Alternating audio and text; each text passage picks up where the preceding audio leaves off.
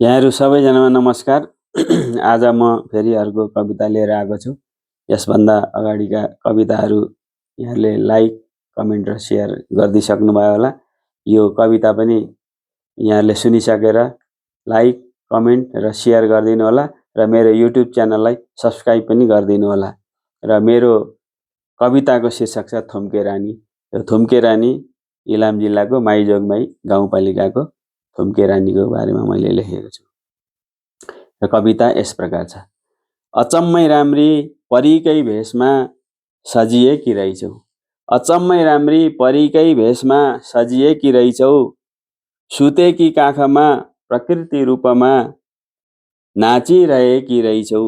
सुतेकी काखमा प्रकृति रूपमा नाचिरहेकी रहेछौ। म खोज्छु झापामा उखुमा रापमा। म खोज्छु झापामा उखुमा रापमा किन पो भेट्थे तर शीतल छारी भेट्न तिमीलाई गर्नुपर्छ सयर। शीतल छारी भेट्न तिमीलाई गर्नुपर्छ सयर। चौहान कठेता राई र थामी छन् साथीहरू पनि।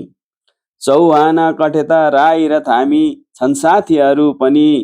बनाउँछौ तिमीलाई दिनरात नभनी हे थुम्के रानी तिमी। बनाउँछौ तिमीलाई दिनरात नभनी हे थुम्के रानी तिमी। वर्षाले छेक्दैन घाम त झन् टिक्दैन। वर्षाले छेक्दैन घाम त झन् टिक्दैन।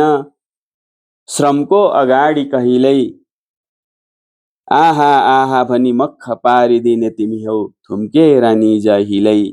आहा आहा भनी मक्ख पारिदिने तिमी हौ थुम्के रानी जहिल्यै। धन्यवाद।